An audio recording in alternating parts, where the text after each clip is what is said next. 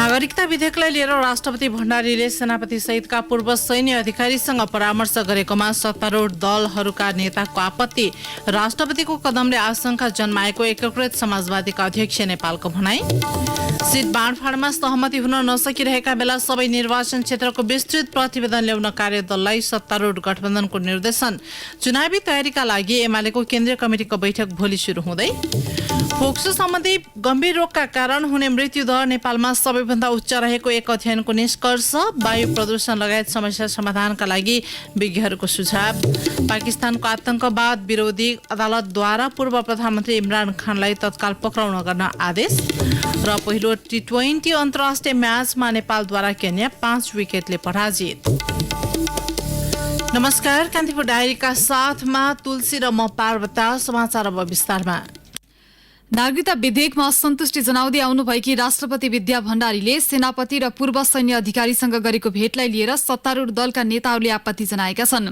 गठबन्धनको बैठकपछि आयोजित एक सार्वजनिक कार्यक्रममा एकीकृत समाजवादी पार्टीका अध्यक्ष माधव कुमार नेपालले राष्ट्रपति भण्डारीको पछिल्लो कदमले आशंका उब्जिएको बताउनु भएको छ। पार्टी स्थापना दिवसका अवसरमा आयोजित कार्यक्रमलाई सम्बोधन गर्दै अध्यक्ष नेपालले सुरक्षा निकायका व्यक्तिसँगको भेटघाटलाई लिएर संशय पैदा भएको बताउनुभयो। उहाँले भन्नुभयो, राष्ट्रपतिले जुन ढङ्गले आर्मीका पूर्व आर्मी चिफहरूलाई बोलाएर जसरी राष्ट्रपति निवासमा भोजन दिने कामहरू भयो, यसले शंका जन्माएको छ। के गर्न खोजेका छन् राष्ट्रपतिले भन्ने प्रश्न खडा भएको छ। भोलि कतै अनिष्ट त हुने होइन भन्ने प्रश्नहरू पनि खडा भएको छ। आज बिहान बालुवाटारमा त्यस बारेमा हाम्रो बीचमा छलफल पनि भएको छ। बैठकमा राष्ट्रपतिको सो कदम ठिक नभएको र एमालेको पक्षमा चुनावी माहौल तयार पार्न खोजिएको भन्दै गठबन्धनका नेताको भनाई थियो।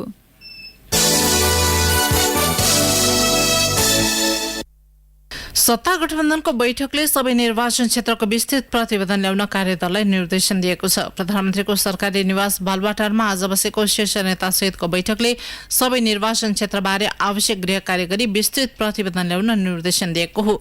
बैठकको निर्णय सुनाउँदै सूचना तथा प्रविधि मन्त्री ज्ञानेन्द्र बहादुर कार्कीले भन्नुभयो, कार्यदललाई आधार तयार गरेर अहिलेको परिस्थितिमा 165 नै निर्वाचन क्षेत्रको अवस्था के कस्तो छ त्यसको बारेमा विस्तृत एउटा प्रतिवेदन बनाएर पेश गर्ने निर्देश कार्यदललाई प्राप्त भएको छ।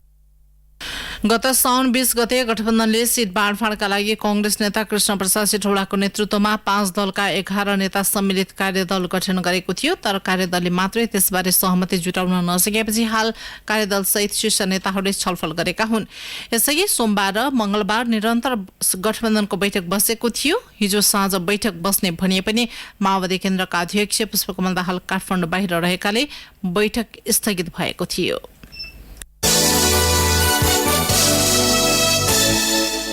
नेकपा एमालेको पोलिट ब्युरो बैठकले भोलि बस्ने केन्द्रीय कमिटी बैठकको एजेन्डा तय गरेको छ। ललितपुर स्थित पार्टी केन्द्रीय कार्यालय च्यासलमा आज बसेको बैठकले भोलिबाट शुरू हुने केन्द्रीय कमिटी बैठकको 11 एजेन्डा तय गरेको उपमहासचिव पृथ्वी सुब्बा गुरुङले जानकारी दिनुभयो। एमाले अध्यक्ष केपी शर्मा ओलीले तयार पारेको राजनैतिक प्रतिवेदनमाथिको विस्तृत छलफल बैठकको पहिलो कार्यसूची छ। यस्तै थपिएका 4 जना केन्द्रीय सदस्यको शपथ तथा कार्य विभाजन, आगामी प्रतिनिधि र प्रदेशसभा निर्वाचनमा उम्मेद्वार चयनको मापदण्ड निर्धारण, सचिवालयले गरेका निर्णयको अनुमोदन लगायतका एजेन्डा बैठक मार्फत तय भएको हो। यस्तै केन्द्रीय कमिटी बैठकमा स्थानीय तहको निर्वाचनमा पार्टीभित्र भएको अन्तर्घात अनुशासन उल्लङ्घनबारे छानबिन गर्न बनेको कार्यदलले तयार पारेको प्रतिवेदन पनि पेश गरिने उपमहासचिव गुरुङले बताउनुभयो। भोलिको केन्द्रीय कमिटीको बैठकको एजेन्डाहरू तय गर्ने काम मात्रै भयो। प्रतिवेदन बन्ने गरेका छैन होइन। स्थायी कमिटीले केन्द्रीय कमिटीको सदस्यहरू मनोनयन गराएको छ। मनोनित भएको केन्द्रीय कमिटी सदस्यहरूको चाहिँ शपथ ग्रहण र उनीहरूलाई चाहिँ केन्द्रीय कमिटीको बैठकमा सहभागी गराउने काम हुन्छ। त्यसो भनेको तिनै केन्द्रीय कमिटी सदस्यहरूको चाहिँ कार्य विभाजन रोक्ने काम पनि अर्को चाहिँ काम हुन्छ। त्यस्तै प्रकारले चाहिँ हाम्रो केन्द्रीय निकाय, केन्द्रीय सल्लाहकार परिषद, केन्द्रीय अनुशासन आयोग, केन्द्रीय लेखा आयोग र केन्द्रीय निर्वाचन आयोगको प्रतिवेदनहरू सुन्ने काम हुन्छ। त्यसलाई हामी कार्य गर्छौँ। अध्यक्ष ओलीले उम्मेद्वार चयनका लागि हालका समानुपातिक सांसदलाई उम्मेद्वार बनाउने कि नबनाउने, स्थानीय तहमा उम्मेद्वार भइसकेकालाई प्रदेश र प्रतिनिधि सभामा ल्याउने कि नल्याउने लगायतका विषय छलफलका लागि प्रस्ताव गर्नुभएको छ। भोलिबाट सुरु हुने पार्टीको केन्द्रीय कमिटी बैठक 2 दिनसम्म चल्नेछ। यसैबीच नेकपा एमालेका स्थायी कमिटी सदस्य घनश्याम भुसालले आगामी निर्वाचनमा कम्युनिस्ट पार्टीहरूबीच वाम एकता गर्नुपर्ने बताउनु भएको छ। भुसालले पार्टी अध्यक्ष केपी शर्मा ओलीलाई एक प्रस्ताव पत्र लेख्दै कम्युनिस्टहरू एक ठाउँमा उभिनुपर्ने बताउनु भएको हो। भुसालको पत्रमा एमालेको नेतृत्वमा मात्र वाम एकता कायम गर्न सक्ने दावी गरिएको छ। एमाले नेतृत्वमा वाम एकता गर्न सके आगामी प्रदेश र प्रतिनिधि सभाको निर्वाचनमा प्रत्यक्षतर्फको 165 क्षेत्रमा झण्डै 150 सीट हात पार्न सक्ने भुसालको भनाइ छ। पछिल्लो समय विकसित राजनैतिक घटनाक्रम र कम्युनिस्ट पार्टी विभाजनको प्रत्यक्ष फाइदा उठाउँदै कांग्रेसले एमालेलाई कमजोर पार्न कम्युनिस्टकै प्रयोग गर्दै आएको आरोप पनि सो प्रस्तावमा उल्लेख छ। अब कान्तिपुर सविस्तार। कान्तिपुर सविस्तार। विश्वमा फोक्सो सम्बन्धी गम्भीर रोगका कारण हुने मृत्युदर नेपालमा सबैभन्दा उच्च रहेको एक अध्ययनले देखाएको छ। नेपालमा प्रत्येक 1 लाख मध्ये 180 भन्दा बढी व्यक्तिको श्वास प्रश्वास सम्बन्धी समस्याका कारण मृत्यु हुने गरेको छ। त्यस्तै नेपालमा हरेक 1 लाखमा 3318 जनामा गम्भीर फोक्सोको समस्या देखिने गरेको ब्रिटिश मिडिया जर्नलमा प्रकाशित अध्ययनले देखाएको छ। त्यसैले आम नागरिकको स्वास्थ्यलाई ध्यान दिएर वायु प्रदूषण लगायत समस्या समाधानका लागि विज्ञहरूले सुझाव दिएका छन्। वातावरण प्रदूषण, खाना पकाउँदा प्रयोग हुने दाउराबाट निस्कने धुवाँ, सुर्तीजन्य पदार्थको प्रयोग जस्ता कारणले नेपालमा फोक्सो सम्बन्धी रोग बढ्दो छ। पछिल्लो एक तथ्याङ्कका अनुसार नेपालमा वार्षिक 3318 जनामा श्वास प्रश्वास सम्बन्धी गम्भीर समस्या देखिने गरेको छ, जुन विश्वमा सबैभन्दा बढी हो। बढ्दो शहरीकरण, सवारी साधनको प्रयोग, खराब वायुको अवस्थाका कारण फोक्सोको समस्या देखिएको अध्ययनले देखाएको छ। अझ बढ्दो उमेरका व्यक्तिमा फोक्सोको समस्या बढी देखिरहेको त्रिभुवन विश्वविद्यालय चिकित्सा अध्ययन संस्थान शिक्षण अस्पतालका उपप्राध्यापक डाक्टर नीरज बमको भनाइ छ। अब अहिले चाहिँ दिन प्रतिदिन जुन चाहिँ यो वातावरणीय परिवर्तन हैन, प्रदूषण, मौसम परिवर्तनदेखि लगाएर लिभिङ स्टाइल भन्छौँ हामी, रहन सहन, खानपिनका कुराहरू, यी कुराहरूले गर्दाखेरि अहिले चाहिँ सबैभन्दा बढी दीर्घकालका श्वास प्रश्वासका रोगीहरू बढिरहेका छन्। जस्तो नेपालको हाम्रो शिक्षण अस्पतालको डाटामा तथ्याङ्क हेर्दाखेरि पनि सबैभन्दा बढी 27% भर्ना अहिले दीर्घकालका श्वास प्रश्वासका रोगीहरू भएका छन्। इमर्जेन्सीको डाटा पनि त्यही छ, तथ्याङ्क पनि त्यही छ र शिक्षण अस्पतालको भर्नाको दर पनि बढ्दै गएको छ र मृत्यु दर पनि श्वास प्रश्वासका रोगीहरूको बढी भएको देखिएको छ तथ्याङ्कमा पनि।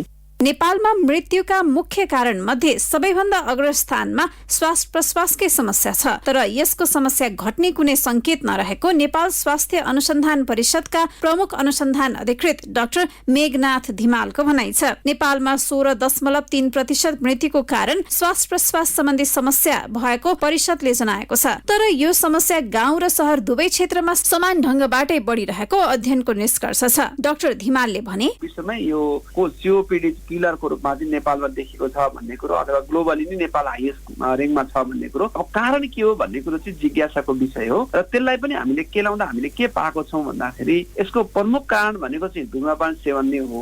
अहिले पनि हाम्रो लगभग 28% जनसङ्ख्याले चाहिँ तपाईँको धुम्रपान सेवन गरेको पाएको छौँ हामीले 15 वर्ष माथिकोमा हेर्दा हैन। त्यो भएर हाम्रो तथ्याङ्कले चाहिँ के देखाउँछ भने लगभग 18% कारण चाहिँ यो मध्ये धुम्रपानले एक्टिभेट गर्दो रहेछ। त्यस्तै गरी अर्को प्रमुख कारण भनेको चाहिँ उच्च रक्तचाप पनि हो, लगभग त्यसले 12% गर्छ। अर्को भनेको घरभित्रको धुवा धुलोहरू जुन हामी घरायसी वायु प्रदूषण भन्छौँ त्यसले 12% र बाह्य वायु प्रदूषणले 9%। प्रमुख रूपले हामीले दुईटालाई चाहिँ अहिले भन्न सक्छौँ, एउटा धुम्रपान सेवन र दोस्रो चाहिँ वायु प्रदूषण जुन घरभित्रको पनि हुन सक्छ, घर बाहिरको पनि। नेपाल पछि पपुवा न्युगिनी, सोलोमन आइल्यान्ड लगायत देशमा फोक्सो सम्बन्धी रोगका कारण मानिसहरूको बढी मृत्यु हुने गरेको छ। नेपालको हकमा काठमाडौँ सहित शहरी क्षेत्रमा वायुको स्तर श्वास फेर्न लायक नरहेको वर्षौं भइसक्यो। अझ गत वर्ष डढेलोका कारण केही दिनका लागि विद्यालय समेत बन्द गर्नुपर्ने अवस्था आएको थियो। जनस्वास्थ्यमा ध्यान दिएर सरकारले विद्युतीय सवारीको प्रयोगमा जोड दिनुपर्ने र व्यक्ति आफैले पनि जीवनशैलीमा स्वस्थ जीवनशैली अपनाउनु पर्ने वातावरणविद अनिल चित्रकारको भनाइ छ। भनौँ न हाम्रो क्रियाकलापहरू चाहिँ एकातिर बढ्ने अनि अर्कोतिर चाहिँ त्यसलाई लिन सक्ने जुन बोट बिरुवा अथवा पानी यी सबै चाहिँ घटेर जाने भएकोले यो समस्या भएको हो। जस्तै अब अहिले चिसो दिनहरू सुरु भएपछि जमिन पनि चिसो हुने अनि माथि आकाश पनि चिसो हुने अनि प्रदूषण चाहिँ ठ्याक्क बिचमा एक लेयरको रूपमा बस्ने अनि हामी अब बिहान जगिङ गए पनि मर्निङ वाक गए पनि अफिस जाँदाखेरि मोटरसाइकल चलाउँदाखेरि त्यो सास चाहिँ हामीले लिने अनि त्यसले गर्दाखेरि हाम्रो रोग त्यसैले अब समाधान के त भन्दाखेरि उत्पादन कम गर्नु पर्यो र त्यसलाई सोच्न सक्ने साधनहरू चाहिँ बढाउनु पर्यो। सो त्यसको अरू विकल्प चाहिँ कुनै छँदै छैन। नेपालमा मुख्य गरी सवारीका साधन र इट्टा भट्टाले वायु प्रदूषणलाई घटाइरहेका छन्। वायुलाई श्वास फेर्न लायकको बनाउनका निम्ति तत्काल परिवर्तनको खाँचो छ। नेपालमा कुल 30 लाख मानिस कुनै न कुनै किसिमले फोक्सोको समस्या झेलिरहेको अवस्थामा निकै कमले मात्रै पर्याप्त स्वास्थ्य सेवा पाएका छन्। तर सरकारका तर्फबाट मानव स्वास्थ्यमा परिरहेको गम्भीर असर कम गर्नका निम्ति आवश्यक पहल नगरेको आरोप सरकारवालाहरूले लगाइरहेका छन्। त्यति मात्र होइन, अन्तर्राष्ट्रिय संकल्प अनुसार विद्युतीय सवारीको प्रयोगमा प्रोत्साहन गर्ने बताएको सरकारको नीति र कार्यान्वयनमा भने एकरूपता नभएको आरोप लाग्दै आएको छ। रेडियो कान्तिपुरका लागि दिवा भट्टराई। कान्तिपुर सविस्तार। कान्तिपुर डायरीमा अब ब्रेकको पालो। ब्रेकपछि कान्तिपुर डायरीमा अब बाँकी प्रसंग। प्रतिनिधि सभाको महाभियोग सिफारिस समितिले निलम्बित प्रधान न्यायाधीश सुलेन्द्र शमशेर जबरालाई बयानका लागि उपस्थित हुने बारे पत्र पठाएको छ। महाभियोग सिफारिस समितिको बयानका लागि उपस्थित हुन बोलाउने निर्णय महाभियोग प्रस्ताव सहितका पत्र प्रधान न्यायाधीश जबरालाई बुझाइएको समिति सचिव लक्ष्मी प्रसाद गौतमले जानकारी दिनुभयो। जबरालाई भदौ 15 गते 11 बजे महाभियोगमा लगाइएका आरोपका सम्बन्धमा बयान दिनका लागि उपस्थित हुन भनेर पत्र बुझाइएको हो। प्रधान न्यायाधीश जबरा विरुद्ध 2078 फागुन 1 मा प्रतिनिधि सभामा महाभियोग दर्ता भएको थियो। सोही दिनदेखि जबरा निलम्बनमा पर्नु भएको छ। गत फागुन 22 गते गठन भएको महाभियोग सिफारिस समितिले 2079 भदौ 1 गतेदेखि काम थालेको थियो। समितिको बुधबारको बैठकले कार्यविधि र कार्यतालिका तय गर्दै जबरालाई बयानका लागि भदौ 15 मा बोलाउने निर्णय गरेको थियो।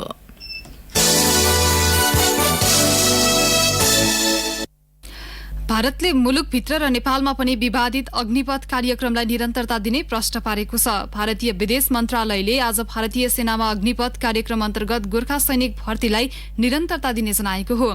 भारतीय विदेश मन्त्रालयका प्रवक्ता अरिन्दम बागशीले नयाँ दिल्लीमा आयोजित नियमित पत्रकार सम्मेलनमा भारतले गोर्खा सैनिकलाई लामो समयदेखि भर्ती गरिरहेको बताउनु भएको हो।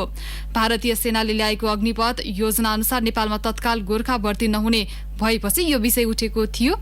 नयाँ नीति अनुसार भारतले गोर्खा भर्ना गर्न खोजे पनि नेपाल सरकारले राष्ट्रिय धारणा बनाएर औपचारिक प्रतिक्रिया दिने भन्दै तत्काल स्थगित गर्न आग्रह गरेको हो।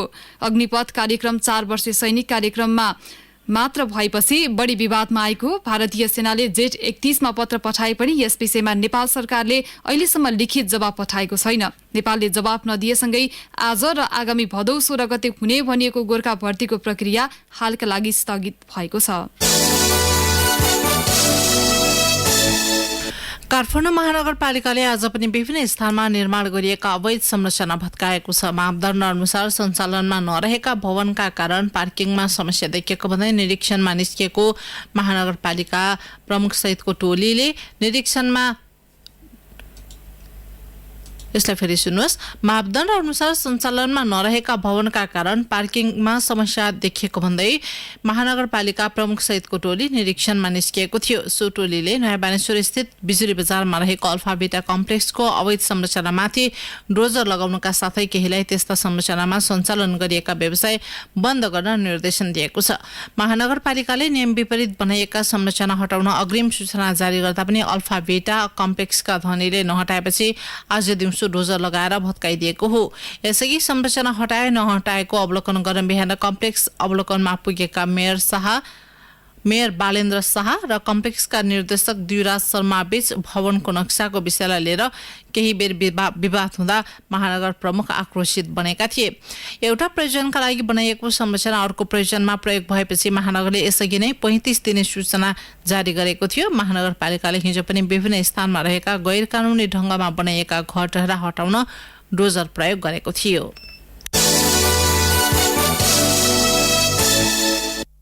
माध्यमिक तहको अध्यापन अनुमति पत्रको नतिजामा सफल भएकालाई शिक्षक सेवा आयोगले प्रमाणपत्र वितरण कार्य सुरु गरेको छ। आयोगका सूचना अधिकारी सुदर्शन मरहट्टाले सबै परीक्षा सञ्चालन भएका सबै जिल्लामा प्रमाणपत्र पठाइसकेको जानकारी दिनुभयो। उहाँका अनुसार परीक्षामा उत्तीर्ण भएकाले परीक्षा सञ्चालन भएकै जिल्लाको शिक्षा विकास तथा समन्वय इकाइबाट प्रमाणपत्र लिनुपर्नेछ। अध्यापन अनुमति पत्र वितरण कार्य सुरु भएको 1 वर्षभित्रमा प्रमाणपत्र लिइसक्नुपर्ने आयोगले सूचना मार्फत उल्लेख गरेको छ। यसैबीच आयोगले वार्षिक कार्यतालिका समेत प्रकाशित गरेको छ। गत मक्सिरमा गरेको विज्ञापनको पदपूर्ति मक्सिरसम्ममा सकेर फेरि विज्ञापन गर्ने आयोगको तयारी छ।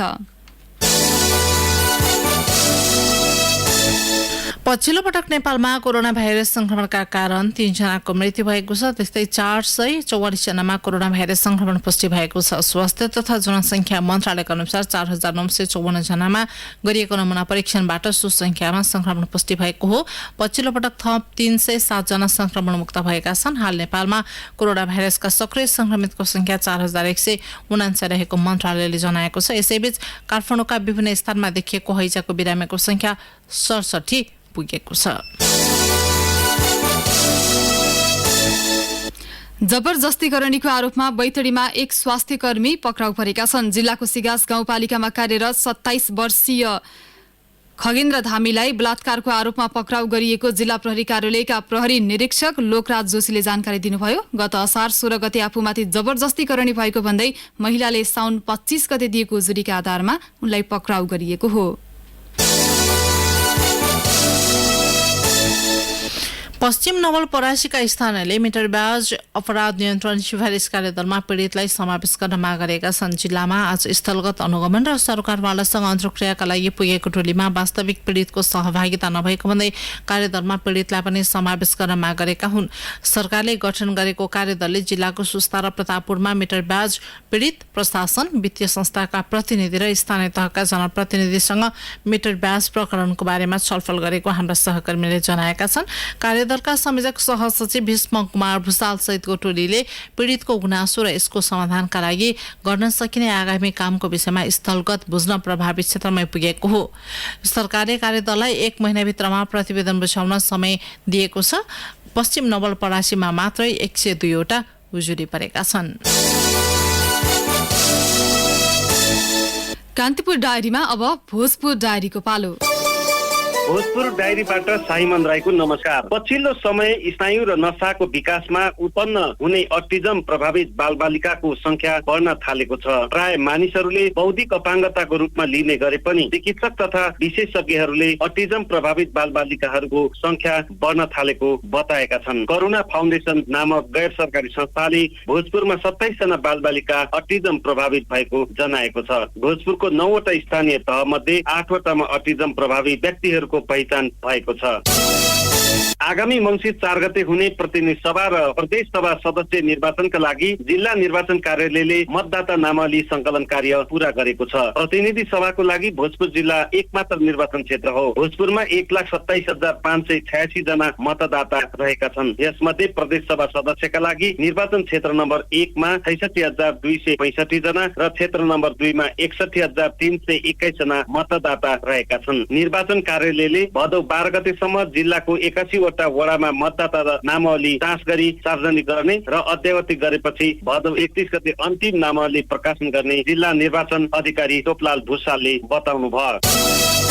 विगतमा दशैं तिहार जस्ता रमाइलो चाडपर्वको बेला घोरेटो बाटो लगायत सार्वजनिक स्थलहरू सरसफाई तथा मर्मत सम्भारका निम्ति गाउँ गाउँमा श्रमदान गर्ने चलन थियो। तर हिजो आज स्थानीय बासिन्दाहरू सरसफाईका निम्ति कुनै पनि सरकारी योजनाको बजेट बिना श्रमदान गर्न जुट्दैनन्। पछिल्लो समय हराउँदै गएको श्रमदान गर्ने संस्कृतिलाई बिउजाउँदै यस वर्ष भोजपुरको सालपासिलिचो गाउँपालिकाले विद्यालय, स्वास्थ्य संस्था, गाउँपालिका, वडा लगायत सार्वजनिक स्थलहरू श्रमदानद्वारा सरसफाई तथा मर्मत सम्भार गर्ने तयारी गरेको छ।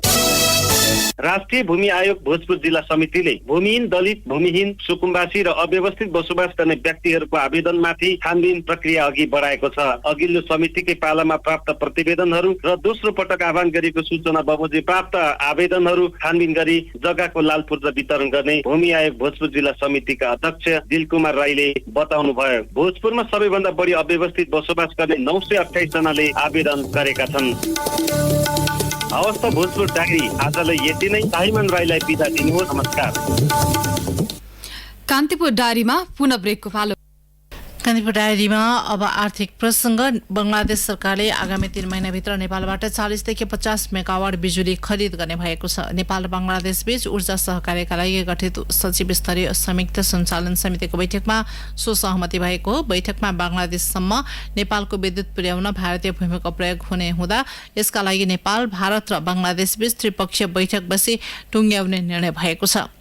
ऊर्जा मन्त्रालयका सहसचिव एवं प्रवक्ता मधु भेटवालले बैठकले नेपालबाट 40 देखि 50 मेगावाट हाई भोल्टेज डाइरेक्ट विद्युत लैजान सक्ने अवस्था देखिएकाले यसका लागि 3 महिनाभित्र त्रिपक्षीय बैठक बसेर टुङ्गो लगाउने निर्णय भएको जानकारी दिनुभयो। यसका लागि नेपाल विद्युत प्राधिकरण, भारतीय विद्युत व्यापार कम्पनी र बङ्गलादेश पावर डेभलपमेन्ट बोर्ड बीच बैठक बस्ने बताइएको छ। यस्तै काभ्रे र रामेछापको सिमानामा पहिचान भएको 683 मेगावाटको सुनकोशी 3 जलाशययुक्त जलविद्युत आयोजनामा लगानी गर्न बङ्गलादेश तयार भएको छ।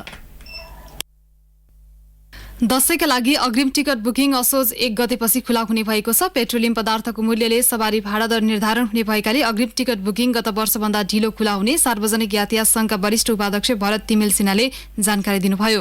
उहाँका अनुसार अग्रिम टिकट बुकिङ खुला गर्दा पेट्रोलियम पदार्थको मूल्य घटेमा यात्रु र बढेमा व्यवसायी मर्कमा पर्ने भएकाले अन्यलता छ। यस्तै दशैंका लागि नयाँ नोट असोजको पहिलो साताबाट साट्न सकिनेछ। नेपाल राष्ट्र बैंकका मुद्रा व्यवस्थापन विभागका कार्यकारी निर्देशक रेवती प्रसाद नेपालका अनुसार भदौ 20 गतेपछि नयाँ नोट बैंकहरूमा पठाइनेछ।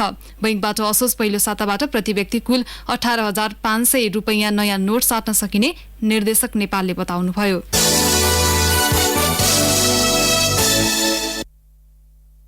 अब अन्तर्राष्ट्रिय प्रसङ्ग। पाकिस्तानको इस्लामाबाद स्थित आतंकवाद विरोधी अदालतले पूर्व प्रधानमन्त्री इमरान खानलाई तत्काल पक्राउ नगर्न आदेश दिएको छ। अदालतले 1 लाख रुपैयाँ धरोटीमा खानलाई आगामी सेप्टेम्बर 1 सम्मका लागि जमानत दिएको हो। यसैगरी गत सोमबार इस्लामाबादमा आयोजित एक र्यालीमा प्रहरी प्रमुख र महिला न्यायाधीशको बारेमा विवादास्पद टिप्पणी गरेको आरोपमा खान विरुद्ध मुद्दा दर्ता गरी अनुसन्धान सुरु गरिएको थियो। खान पक्राउ पर्न सक्ने आशंकाका बीच संयौं समर्थकहरू अदालत बाहिर जम्मा भएका थिए। जापानका प्रहरी प्रमुखले पूर्व प्रधानमन्त्री सिन्जो आबेको हत्या सुरक्षा कमजोरीका कारण भएको भन्दै राजीनामा घोषणा गर्नुभएको छ। राष्ट्रिय प्रहरी निकायका प्रमुख इटारू नाकामुराले जुलाई 8मा भएको गोलीकाण्डमा सुरक्षा कमजोरी भएको भन्दै राजीनामा घोषणा गरेको बीबीसीले जनाएको छ। प्रहरी प्रमुख नाकामुराले आफ्नो राजीनामा घोषणा गर्दै भन्नुभयो, हामीले हाम्रो सुरक्षा कर्तव्यलाई नयाँ सुरुवात गर्न आवश्यक छ भन्ने महसुस गरेका छौं, त्यसैले मैले राजीनामा घोषणा गर्न चाहन्छु। यसअघिको एक अनुसन्धानले पनि पूर्व प्रधानमन्त्रीको सुरक्षामा गम्भीर त्रुटि रहेको देखाएको बीबीसीले जनाएको छ। स्थानीय पुलिसले पहिले नै आबेको सुरक्षामा निर्विवाद त्रुटिहरू स्वीकार गरिसकेका छन्। आबे जापानका सबैभन्दा प्रसिद्ध राजनीतिज्ञ र सबैभन्दा लामो समयसम्म सेवा गर्ने प्रधानमन्त्री थिए। अब खेल प्रसङ्ग। पहिलो टी20 अन्तर्राष्ट्रियमा नेपालले केन्यालाई 5 विकेटले हराएको छ। नवनियुक्त प्रशिक्षक मनोज प्रभाकरको नेतृत्वमा नेपालले पहिलो अन्तर्राष्ट्रिय खेल जितेको हो। केन्याले दिएको 131 रनको लक्ष्य नेपालले 19.2 ओभरमा 5 विकेट गुमाउँदै पूरा गरेको हो। नेपालका लागि दिपेन्द्र सिंह ऐरीले सर्वाधिक 33 रन बनाए। त्यस्तै आरिफ शेखले 15 बलमा 1 छक्का र 2 चौकासहित 24 रन बनाए। लामो समयपछि टिममा पुनरागमन गरेका पूर्व कप्तान ज्ञानेन्द्र मल्लले 30 बलमा 3 चौका प्रहार गर्दै 23 रन बनाए। उपकप्तान रोहित पौडेलले 13 रन बनाए। केन्याका लागि ब्रज पटेल र लुकास ओडुचले 2-2 विकेट लिए। यसअघि टस हारेर ब्याटिङ गरेको केन्याले निर्धारित 20 ओभरमा 8 विकेट गुमाउँदै 130 रन बनाएको थियो। केन्याका लागि इरफान करिमले सर्वाधिक 34 रन जोडे। त्यस्तै लुकास ओडुचले 31 रन बनाए। नेपालका लागि सोमपाल कामेले सर्वाधिक 3 विकेटले 4 ओभर बोलिङ गरेका उनले 22 रन खर्चेका थिए। त्यस्तै कप्तान सन्दीप लामिछानेले 2 तथा आदिल अन्सारी र दिपेन्द्र सिंह ऐरीले 1-1 विकेट लिए। नेपाल 5 टी20 र 3 एकदिवसीय श्रृङ्खलाका लागि केन्या भ्रमणमा गएको हो। नेपाल हाल विश्व टी20 अन्तर्राष्ट्रिय वरियतामा 14औं स्थानमा छ। 30औं वरियतामा रहेको केन्यालाई पराजित गरेमा नेपाल आफ्नो वरियतामा केही सुधार गर्न चाहन्छ।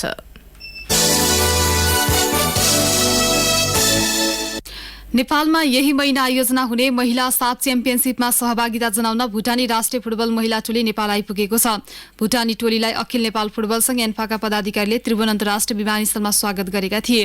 भदौ 21 गतेदेखि असोज 3 गतेसम्म काठमाडौँको त्रिपुरेश्वर स्थित दशरथ रंगशालामा हुने साफ च्याम्पियनसिपमा दक्षिण एसियाका 7 राष्ट्रको सहभागिता रहने भनिए पनि भारतको सहभागिता अनिश्चित बनेको छ।